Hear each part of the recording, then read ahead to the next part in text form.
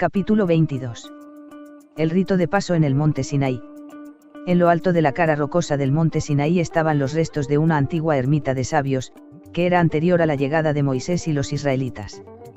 Un grupo de esenios se encargaba de cuidar este lugar sagrado, que era a la vez un poderoso vórtice de energía. Aquí fue donde los antiguos se habían iniciado en los misterios durante el auge de civilizaciones anteriores, mucho antes de que ocurriera el éxodo de los israelitas desde Egipto. Y aquí fue donde sus cuerpos físicos habían sido enterrados después de su transición. También había cuevas secretas y criptas que habían sido utilizadas para la regeneración celular y la alta alquimia. Esta antigua reserva de sabiduría se mantuvo oculta. En la época en que Yeshua llegó, todavía era utilizada por los esenios como repositorio de registros y como catacumbas. El monasterio de Santa Catalina de Alejandría, construido muchos siglos después, todavía existe en Tudía. Cuando Yeshua llegó al monte Sinaí con su familia, pocos días antes de que cumpliera 8 años, todos fueron invitados a subir la empinada cuesta hasta llegar a los pináculos donde Moisés había llevado a iniciados hacía mucho tiempo.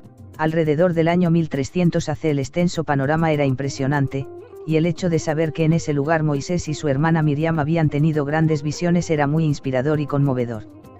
Ahí mismo Yeshua realizaría su primer rito de paso. Poco después de que cumpliera 8 años, Yeshua fue llevado a una de las cuevas que había sido tallada en forma de un gran templo. Allí fue admitido como iniciado en periodo de prueba en la orden esenia de Melquisedec, que seguía el modelo del sumo sacerdocio administrado por Moisés y Miriam. Después de realizar votos de secreto y juramentos de lealtad, José atestiguó que su hijo estaba cualificado para realizar esta iniciación, ya que habitualmente estaba dirigida a niños mayores de 12 años. Después, Yeshua fue guiado con los ojos vendados a los riscos más altos del monte Sinaí. Allí se quedó solo, sin comida ni agua, durante 4 días y 4 noches. Esta fue la primera de las iniciaciones de Yeshua, con las que afrontaría los rigores de gobernar su carne y sus pasiones. Aunque había sido bien preparado de niño en Egipto, ahora era el momento de pasar de la niñez a las responsabilidades de la edad adulta y comenzar el destino de su vida como líder esenio. Se podría llamar a este rito de paso una búsqueda de la visión. A Yeshua se le indicó que debía permanecer dentro de la circunferencia de un círculo pequeño y buscar refugio entre las piedras. Caminó en una forma de meditación, creando patrones de geometría sagrada desde el punto central hacia el círculo exterior, para luego volver a sentarse quieto en el centro del círculo, hasta que recibía la llamada interior de caminar hacia afuera otra vez. Dentro del círculo, Yeshua experimentó las formas de pensamiento de la zarza ardiente, dejadas por Moisés. Vio cómo el miedo primario tomaba numerosas formas delante sus ojos. Criaturas demoníacas intentaban convencerlo para saltar al fuego o saltar del precipicio, mientras que otros se reían, escupían y se burlaban de él. Su discernimiento se puso a prueba de muchas maneras. El sol era como un horno durante el día, y por la noche, la luna estaba fría como el hielo. Cuando temblaba por la noche, Yeshua invocaba a Arei, el poder del sol dentro de su vientre, para que lo calentara y reconfortara.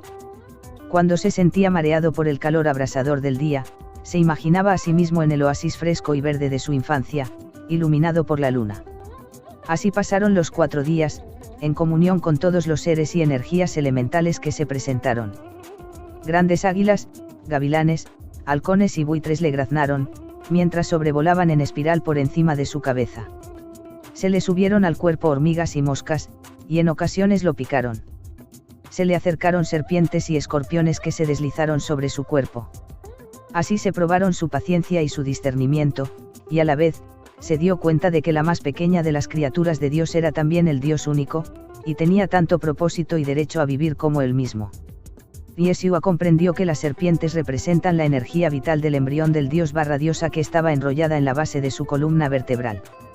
Se acordó de las enseñanzas de Tot, Serapis Bey y los otros grandes seres. Contempló el Uraeus, el símbolo de la diosa Cobra Buto, que extiende su manto en el momento de la iluminación. A menudo se la representaba en el tercer ojo del iniciado, con la cabeza coronada cubierta con las alas emplumadas de Nekhbet, la diosa buitre. Yeshua invocó la luz de la unción, mientras recordaba las historias del pájaro Benu o Fénix, donde la vieja identidad del iniciado se deja abandonada, como si se hubiera quemado hasta las cenizas. El fénix alza su vuelo cuando la energía de la serpiente de fuego parece adquirir alas y sube en espirales por la columna. Yeshua estaba sediento de ser ungido por los néctares de la iluminación, e imaginó que se vertían en la copa que está sobre el altar en el santuario interior de su cráneo. Estaba hambriento de emprender el vuelo del iniciado hacia los reinos de unión con el Dios único. Identificándose con la conciencia de ascensión de Horus, se imaginó a sí mismo representado como el disco solar alado, impulsado por un escarabajo, Gepri-Ra, a través de la puerta del sol. Así fue como mi querido nieto recordó y repitió las historias de Osiris, Isis, Set, Neftis, Horus y Hazar durante sus horas en el monte Sinaí. De este modo encontró paz interna y satisfizo el hambre y la sed de su alma. Fue la valentía de Yeshua y el amor de Dios expresado en él y en todas las formas, lo que le permitieron pasar esta prueba. Los ángeles permanecieron a su alrededor, aunque hubo momentos en que su presencia no se podía sentir. Hacia el último día, Yeshua había abierto su corazón y su corona lo suficiente como para poder contemplar su cuerpo debajo de él, su alma volando en el cosmos, donde quiera que él quisiera llevarla. Mi nieto comenzó a entender cómo era que su padre y su madre podían aparecérsele, a pesar de que él sabía que estaban muy lejos, abajo en el monasterio. También hubo momentos en los que podía escuchar a sus padres hablándole, a pesar de que no estaban físicamente presentes. Ahora que sabía cómo viajar astralmente y bilocar su conciencia, decidió poner a prueba su capacidad llevando su cuerpo K, o doble etérico, a la tienda de campaña de su padre y de su madre. Se alegró de encontrarlos a media tarde, cenando queso de cabra y frutos secos. Cuando lo vieron, lo invitaron a comer, y así lo hizo, asombrado de que su cuerpo físico, muy hambriento, podía sentir que el alimento llegaba a través del éter. Esta revelación dio a Yeshua gran fortaleza y consuelo, que más tarde lo ayudarían a cumplir las iniciaciones de maestría más arduas que le aguardaban en el sendero de su vida. Cuando se terminaron los 4 días de iniciación, José y Simeón fueron a buscarlo. La condición física de Yeshua era débil, pero sentía tal victoria de espíritu que el largo y peligroso viaje nocturno bajando del monte Sinaí resultó más fácil que cuando había pasado por allí con los ojos vendados 4 días antes. El resplandor del sol naciente se elevaba para saludarlo en celebración triunfal. Cuando por fin vio a su madre, se lanzó corriendo a sus brazos extendidos, haciendo que ambos cayeran al suelo. Riendo y llorando a la vez, María Ana llevó a su hijo a su regazo. Por unos momentos, Yeshua se permitió el reconfortante placer de ser un niño, mientras que María Ana limpiaba su piel quemada por el sol y le ofrecía tragos de agua refrescante y vivificante. Entonces, ayudando a su madre a levantarse y sujetando en sus manos la cara sonriente de María Ana llena de lágrimas, Yeshua dijo: «Mi hermosa madrecita, ha llegado la hora de empezar el trabajo de mi Padre Celestial. Su reino está en mí. Ha llegado el momento de que me ocupe de sus asuntos». Y acto seguido se puso en pie, levantando a su madre con él, y se volvió hacia los que se habían reunido a su alrededor diciendo enigmáticamente: «La paz sea con vosotros. He alcanzado la madurez. Ahora voy a preparar un banquete, de la misma manera que mi Padre en el cielo prepara un gran festín para vosotros. Y yo os digo, vayamos y entremos, porque hemos hallado gracia delante de Dios y de los hombres». Luego, bajando la cabeza, Yeshua se dio la vuelta y caminó hacia el lugar donde se realizaban los lavados rituales.